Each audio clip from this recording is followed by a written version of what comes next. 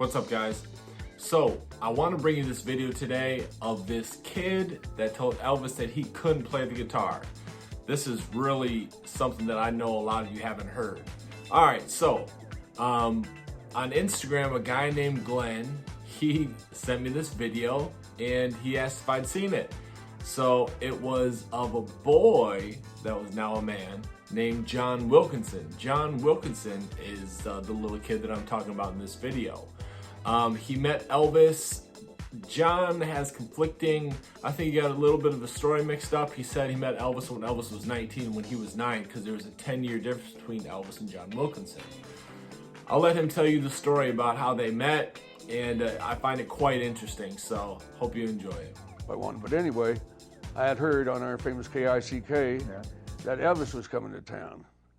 Now, you got to remember, this was at a time when he really wasn't real well known. He was making some noise in the South and in the Midwest. Right. And he, at that time, he was second billed to old Hank Snow. You remember Hank, of course? Oh, yeah. And having Elvis Presley second billed to Hank Snow, that's a heck of a program, isn't it? Yeah. I've been everywhere, man. Yeah, really. And yeah.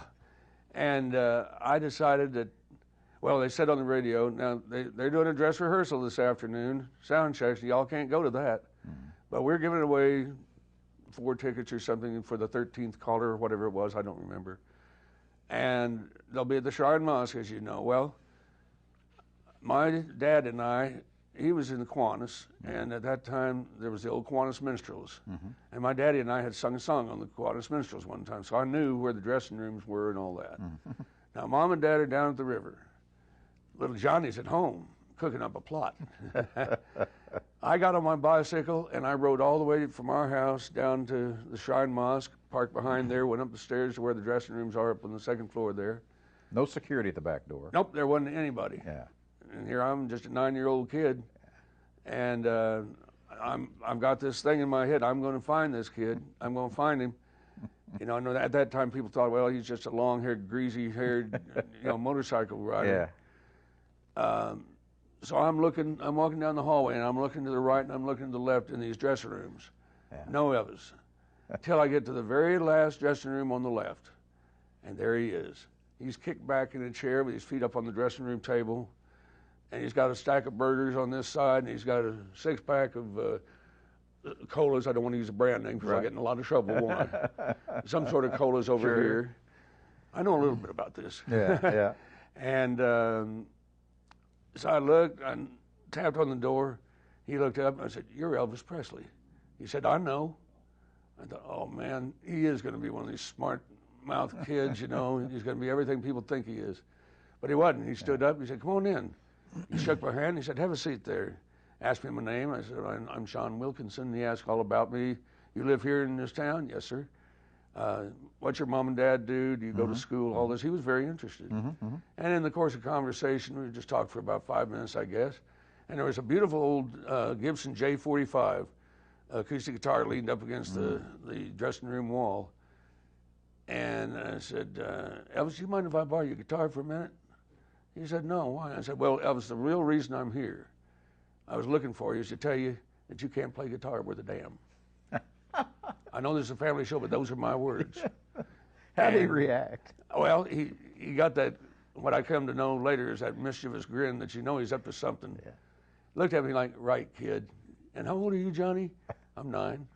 "Oh, I'm 19. "Yeah, well." So he said, "Yeah, go ahead." So I whipped out a set of finger picks I always was carrying with me, and I did a little Foggy Mountain breakdown, a little banjo thing on the guitar. Then I sang him a couple of songs, and after I finished, I put his guitar back. He said, "You're pretty good." And I said, "I know." That was getting even for that opening shot that he gave me. Who was cocky here, yeah. Yeah, I'll get you.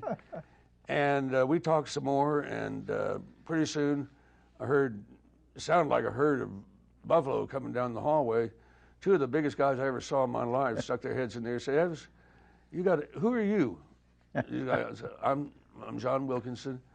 "It's okay, you know." And they said, "Elvis, you can't be talking to people. You got to be thinking about your sound check. You got to get out of here, kid." "I'm going. Don't get excited, fellas. I'm leaving." Was Colonel Tom with him at this point? No. Okay, this was before Colonel This Tom. was, yeah. Now in '56, would he have been already recording with Sun Records down in? Yes, he already had Hound Dog. Okay.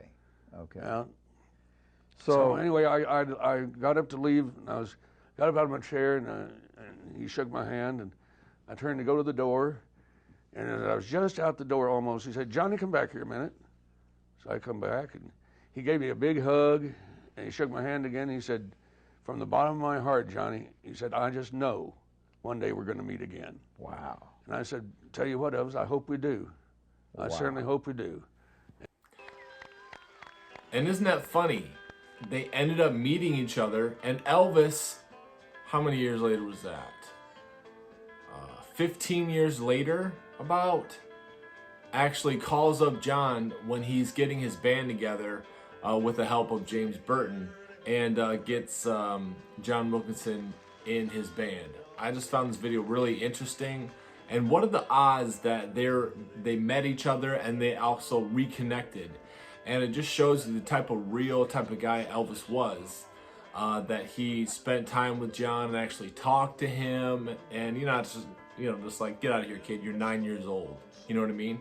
But John could play the guitar even at 9, and so Elvis probably has some respect for that. And I noticed when John was talking about this that Elvis always appreciated when people told him the truth or gave it to him real. I mean, Elvis, John Wilkinson said right there that he was 19 and that he was second to Hank Snow when he was touring.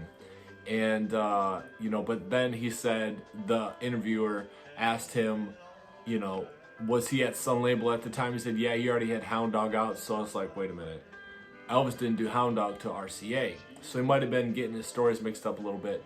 So Elvis, he was popular at the time, but he wasn't crazy famous, according to John.